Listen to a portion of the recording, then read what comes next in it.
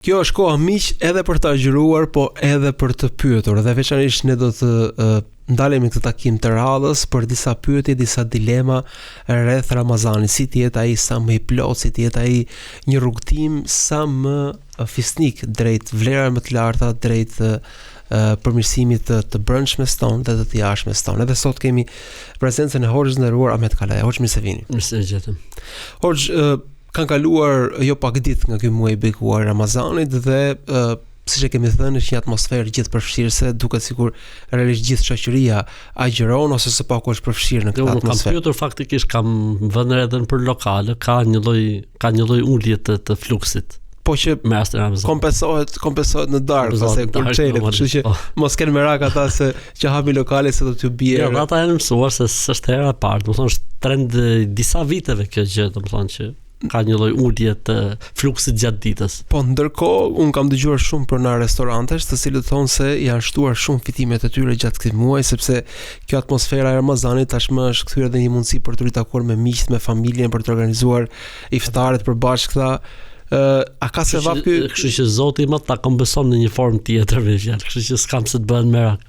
Meqë jemi te kjo atmosfera familjare këto iftaret që na ftojnë edhe iftojmë disa. Diku e kemi me shumë dashamirësi, po diku e kemi edhe në një farë mënyrë duhet i përgjigjemi, duhet të shkojmë. Çfarë do këshilloni në këtë aspekt? Atëherë para gjë është që ne të kemi parasysh që iftari është simbolistik e vllazërimit, e bashkimit, e uljes me njëri tjetrin, e largimit disa gjëra që mund të jenë të mbartura më herët, si më thënë, t'i kalojmë gjërat për hatër të Zotit, t'i kalojmë gjërat për hatër të Ramazanit, t'i kalojmë gjërat për hatër të kësaj mirësie e cila ka trokitur në derën tonë. Siç e tha Zoti në Kur'an, a nuk doni që t'ju fali Zoti? Pra, nëse doni që t'ju fali Zoti, falni dhe ju njerëz. Tregoni tolerancë, krijoni dhe atmosferë. E dyta, domethënë është një moment bujarie, pra njeriu ne themi që besimtari duhet të jetë xhymer, duhet të jetë bujar. E që të jesh bujar, kjo duhet shfaqet, sepse nuk mund të jesh bujar vetëm me fjalë, duhet të jesh me vepra. Dhe një nga momentet ku mund të shfaqet bujaria e njeriu është edhe shtrimi i iftarit, domethënë për të tjerët, pra jo vetëm për veten tënde, po edhe për të tjerët. Treta gjë është fakti që me shtrimin e iftarit ne marrim një shpërblim shumë të madh. Profeti alayhis salam ka thënë, kush i jep iftar një agjëruesi, Zoti i jep atij shpërblimin e asaj dite. Pra, plus agjërimin që ti ke bër, Zoti të jep edhe një agjërim tjetër plus. Nëse ti për shembull një ditë shtrove iftar për 10 persona, ti e merr shpërblim sikur ke agjëruar ditën tënde edhe 10 ditë Ramazani.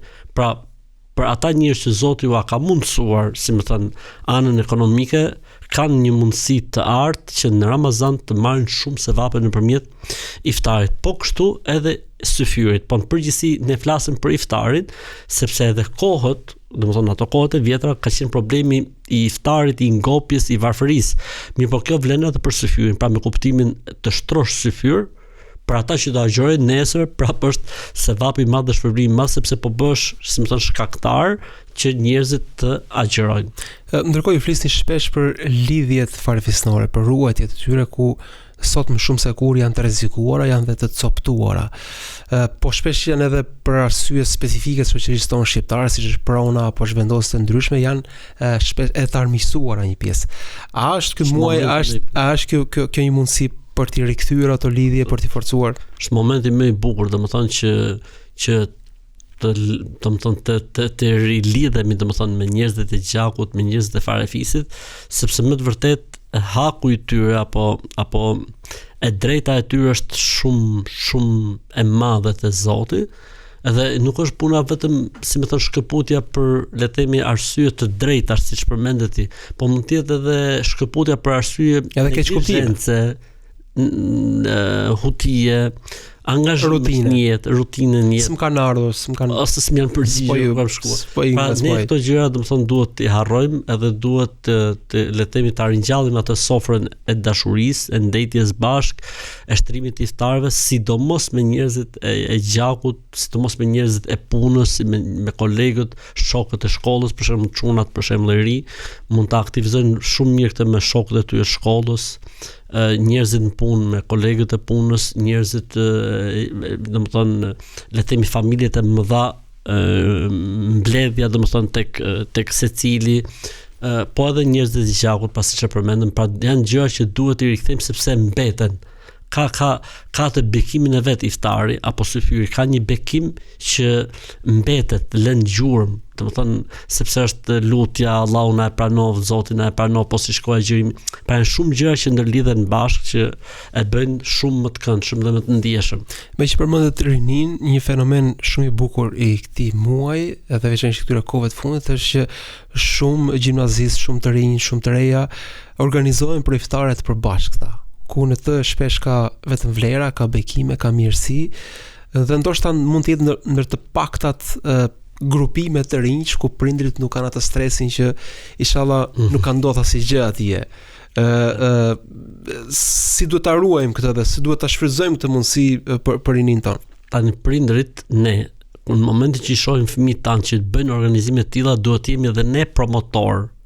Pra nëse djalin ton ose gocat ose çunat na e ftojnë për iftar, dhe ndjehemi komod dhe dim që fëmia jon do të kalojë momente të mira, pra në çelin një iftari apo goca me gocat për çelin një iftari, edhe ne si prindër duhet bëhemi promotor që t'i ftojmë shokët e çunit apo çunave apo shoqet e gocave në shtëpiat tona, në mënyrë që do të thonë të themi jo thjesht ta kthejmë këtë të mirë, po edhe ne kemi nevojë që të njihemi edhe të na njohin, edhe si më thon të marrim edhe ne shpërblime dhe sevape, po edhe ata të marrin uratat edhe bekimet tona, domethënë duhet që edhe ne si prindër domethënë ta ngjallim këtë. Po edhe çunat e ri, domethënë ose gocat e reja duhet që ta fusin këtë traditë në mesin e shokëve të tyre, sepse njerëzit kanë nevojë të përjetojnë disa momente të riteve islame, siç është për shembull iftari apo syfyri apo siç është ardha në xhami, që të kuptojnë mirësinë e Zotit. Pra unë shoh për shembull ke xhamia, shumë çuna të ri marrin njëri tjetrin për ndonjë namaz, marrin njëri tjetrin për iftar, aty ka iftari i thjeshtë që bëhet ke xhamia, marrin njëri tjetrin për teravi. Edhe i shoh pastaj që ata të dy sjellin një tjetër, ata të tre sjellin të tjerë, edhe mashallah domethënë është ajo aroma, atmosfera rinore gjendet. Kështu që i inkurajoj të rinjtë edhe u alër si porosi, domethënë që nëse kanë mundësi të marrin sa më shumë shok për iftare, do ishte gjë shumë e bukur. Kemi situata kur për iftar na ftojnë njerëz që ndoshta jo vetëm nuk agjerojnë ose nuk falen, po ndoshta edhe të besimit tjetër, mund të jenë të krishterë. Pra kjo hyrja e dalja dhe kjo po themi marrëdhënia mes shqiptarësh që ndajnë besime të ndryshme është shekullore, është e natyrshme këtu tek ne. Si do t'i përgjigjemi një ftese të tillë? Ne mund të marrim edhe le të themi njerëz të feve dhe besimeve të tjera në iftarët tona, po për ata nuk është më iftar, por është thjesht një darkë, dhe nëse ata neve na ftojnë për iftar, faktikisht ata po na ftojnë për një darkë, po për ne konsiderohet iftar. Kështu që nuk është okay, domethënë, dhe përkundrazi është gjë e mirë, është gjë e mrekullueshme, është gjë e bukur, pra mund të ftohen edhe pse nuk agjerojnë në iftarin ton, po edhe mund t'ju përgjigjemi edhe pse ata ndoshta vetë nuk janë agjerues, mund t'ju përgjigjemi në darkën e tyre dhe në iftarin ton. Absolutisht është shumë okay situata shumë. Dhe me që jemi tek kjo kategoria e cila ndoshta i përket një besimi tjetër ose ndoshta akoma nuk e ka zgjidhur besimin e vet. E thot jam shumë kurioz të vi një ditë në xhami. A mund të shkohet në xhami për kuriozitet? Po, absolutisht që po. Mund të lexohet Kurani për kuriozitet, mund të lexohen fjalët e Profetit alayhis salatu wassalam, mund të prezantohet në për iftare, mund të prezantohet në për syfyre, mund të prezantohet në namaz, mund të prezantohet në xhuma. Absolutisht ne vazhdimisht domethënë ju themi edhe domethënë xhamatit dhe besimtarëve që nëse dikush ka kurështje, ka kuriozitet, domethënë është i mirë se ardhur. Në Evropë kam vënë një fenomen shumë interesant, quhet dita e hapur. Pra xhamiat hapen për shoqërinë që duan të vizitojnë, të shohin, pyesin, të interesohen, mund mendoj që kjo është një traditë shumë interesante ose është një gjë e mirë që duhet ta marrim nga Evropa, që është dita e hapur. Pra, si më thon, bëhet një njoftim ku thuhet ne presim njerëz. Është një praktikë që ata njohin ritualet brenda xhamisë, pyesin për aspekte të ndryshme, si është kurrimi i imamit, si falet imami. Pra kam vënë re këtë në Itali, kam vënë re në Zvicër, kam vënë re në Gjermani. Pra ka ditë të hapur, pra xhamiat hapen për popullatën, si më thon. Po supozojmë pjesën tjetër, ndoshta thonë za ekstremin tjetër. Pra ju thotë që duhet të kemi hyrje dale, të ftojmë dhe të përgjigjemi me ftesave në iftar, por na ndodh shpesh që fto ai, fto një tjetër dhe shumë pak ngel kohë për familjen tonë. Pra na ikën gjithë Ramazani vetëm për ikin iftaret, vetëm për këtë pjesë mos fol pas Zotin se kujt ti përgjigjemi, kujt mos i përgjigjemi, kujt ja prishim. Për ju është një siklet më i shtuar, jam i sigurt, për këtë pjesë janë të shumë persona që do donin të vishin sofrat. Po drejtën Zoti shpërblet se vëllezërit, motrat, njerëzit kanë dëshirë, domethënë të jemi, po ke pasur ka lloj ngarkesa dhe shumë pak domethënë arrim të bëjmë. Pjesa më sakrifikuar është familja pastaj. Ngel shumë pak për të. Po inshallah na mirë kuptojnë domethënë, edhe është ky problem faktikisht duhet lën iftare, tani unë po flas në teori, po, nuk e dia jam mund fatusi kësaj, por faktikisht duhet ketë iftare familjare, duhet, se ne për këtë po flasim, për këtë duam, domethënë, në fund fare këtë duam, pavarësisht mund ketë raste specifike, domethënë siç është rasti im apo ndonjë hoxhë tjetër që njerëzit duan ta kenë nëpër iftaret e tyre, ata bëjnë organizim enkas se po vjen ky hoxha, pra nuk është situatë komoditeti, por është situatë ndoshta edhe nevojë, përgjegjësie. Por duhet patjetër, domethënë, të ketë organizim familjar, të ketë iftar familjar, por mund ta kompensojë edhe me syfyr të paktën. Se mirë që nuk po shkon në iftar, po të paktën. Ose pak mos mungojnë syfyr. Mos mungojnë syfyr.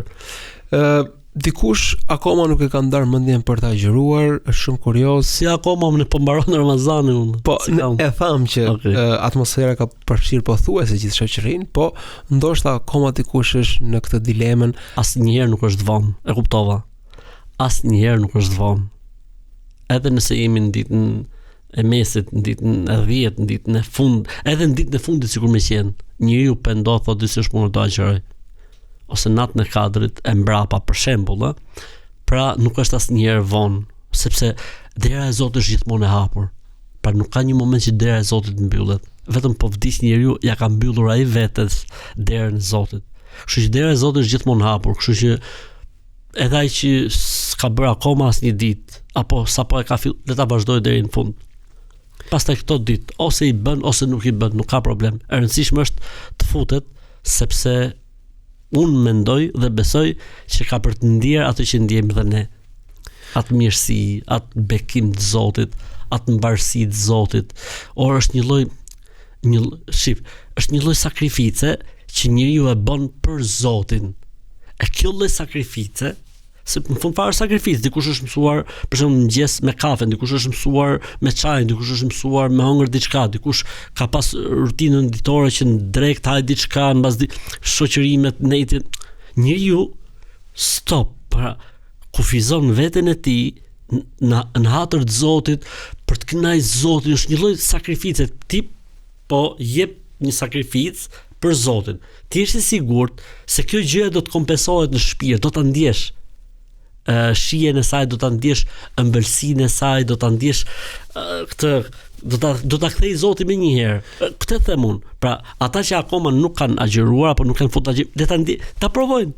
Do ta ndjejnë këtë që unë them. Jam domethënë 100% i sigurt që ta ndjejnë, sepse domethënë nëse ne do të bëjmë diçka për njëri tjetrin, do të mundohemi që këtë të mirë, pra që unë bërë aty, ti do të mundohesh në çdo lloj forme të ma kthesh, ose nëse do të bësh mua një të mirë, do të mundohem në çdo lloj forme ta kthej. Po nëse bëjmë një të mirë për hatër të Zotit, ti je i sigurt se Zoti ka për të na kthyer jo në një formë, po në shumë forma, jo në një sasi, po në shumë e më shumë sasi. Prandaj asnjëherë nuk është vonë.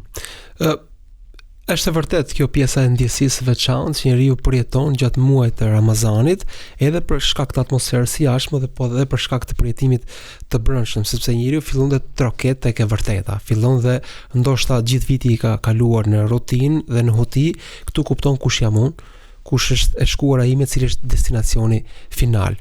Mirë po, ka ndodhur personat ndryshëm kanë filluar të agjërojnë dhe jo vetëm që nuk kanë ndier këtë lumturi që thoni ju, po ajo ditë ka shkuar pak me dhimbje koke, pak me tension të ulët, pak me siklet dhe edhe kjo sikur si nga për mua kjo punë, sikur si nga për mua Ramazan.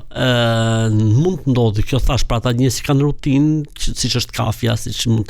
Është normale ndoshta dita e parë të kaloj pak me madje ndoshta edhe java e parë, sepse ndoshta mund të kaloj një javë që njeriu të marrë veten. Po njeriu duhet të ngrihet mbi këtë. Normalisht po prapse në momentin që ai e bën për hatër të Zotit, kjo dhimbja ose kjo vështirësia ose kjo dhimbja kokës, kjo plogështia, ajo ka për të lënë gjurmë. Ajo pranë ka bukuri, domethënë se po të ishte gjëja shumë komode, shumë happy, nuk do të bante përshtypje nga një dasëm. Apo nga një fejë këtu nuk bëhet fjalë, këtu bëhet fjalë për sakrificë. Kështu që është normale që njeriu të ketë le të themi çrregullim qetësie edhe komoditeti, por po e bën për Zotin. Dhe i madhi Zot ka për ta dhënë efektin. Absolutisht. Hoxhi përmendet se bujaria në këtë muaj duhet shtuar, edhe përmendet iftaret, përmendet syfyret. Ndërkohë kuptohet që bujaria është shumë dimensionale. Shumë. A duhet t'japim sadaka çdo ditë në këtë muaj, a duhet bëjmë projekte bamirësie? Pra çfarë sugjeroni në këtë? Gjë më e bukur për këtë temë është një fjalë e një sahabiu të nderuar, Abdullah ibn Abbas, ai ka qenë njëkohësisht edhe çuni i xhajës pejgamberit alayhis salam. Thot profeti alayhis salam ka qenë shumë bujar, pra në natyrën e tij profeti alayhis salam ka qenë shumë bujar, pra nuk ka ndodhur ndonjëherë që të kishte diçka e ta mbante aty për ta kursyer apo për ta depozituar, ose nuk ndodh thot ndonjëherë që dikush t'i kërkonte diçka e ta mbante. Madje ka histori shumë interesante.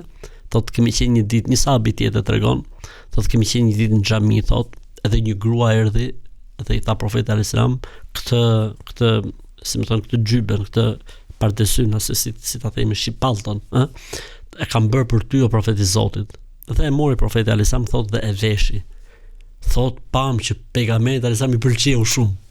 Pra, e ke parasysh kur diçka të shkon mirë, edhe të pëlqen. Ndihesh mirë me të. Profetit tha se kuptohet një nga fytyra, i pëlqeu shumë.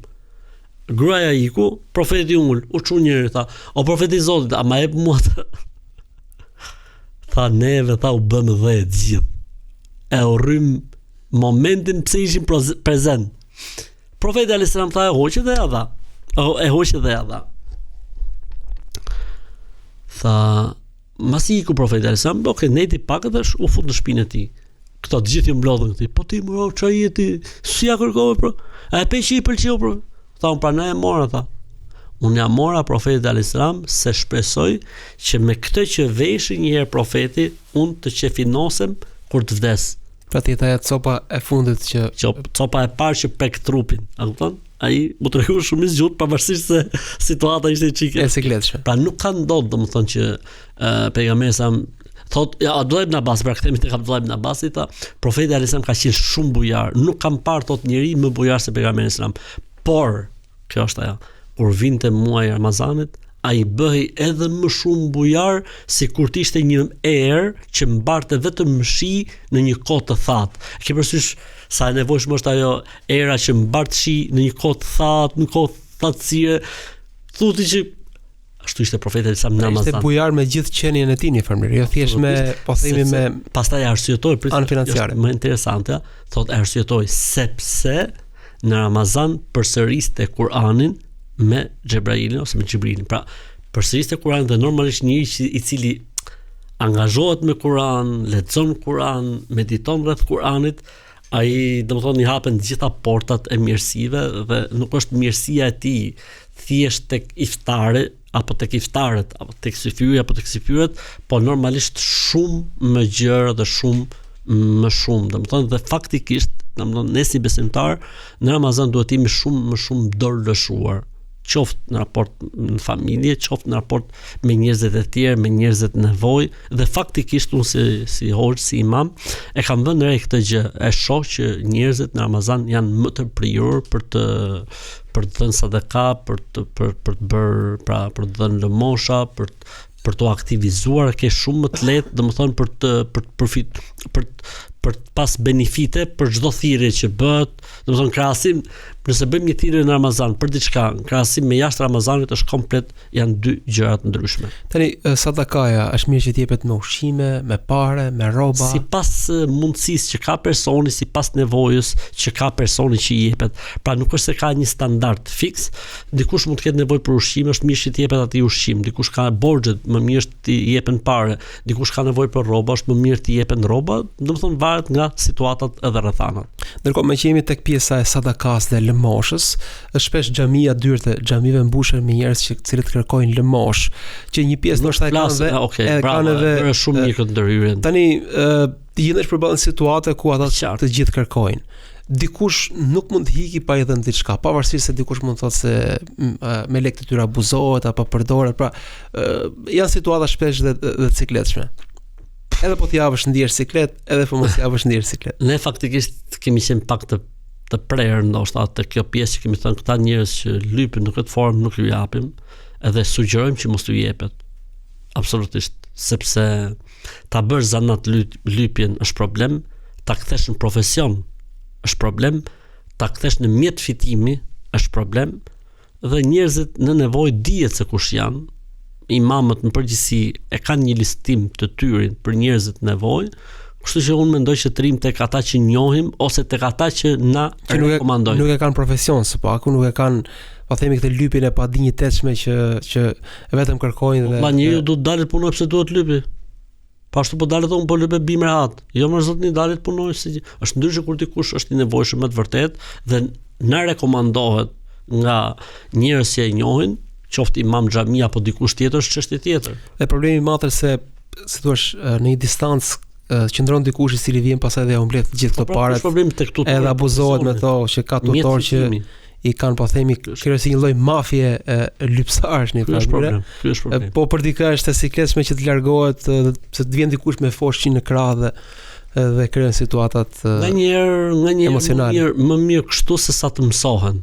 Sepse ndoshta inkurajojmë këtë lloj kategorie pastaj që indirekt sikur ti e inkurajon që ai të vi prap nesër se dikush do tregohet i dhimbshëm. Ju thatë se bujaria nuk është vetëm me anë financiare, vetëm me parë, po bujaria është me gjithë qenien, edhe një farë mënyrë edhe kjo gatishmëria juaja për t'ju përgjigjur, po themi këtyre pyetjeve është prej bujarisë dhe fisnikërisë suaj, Zoti ju shpëlbeft. U falenderoj shumë. Sotet ndër. Miq, këto ishin minutat e jona së bashku. Kjo ishte bujaria e Hoxhës në përgjigjen e këtyre pyetjeve. Do të jemi sërish së bashku në tjera takime me tjera pyetje. Kalofshi sa mirë.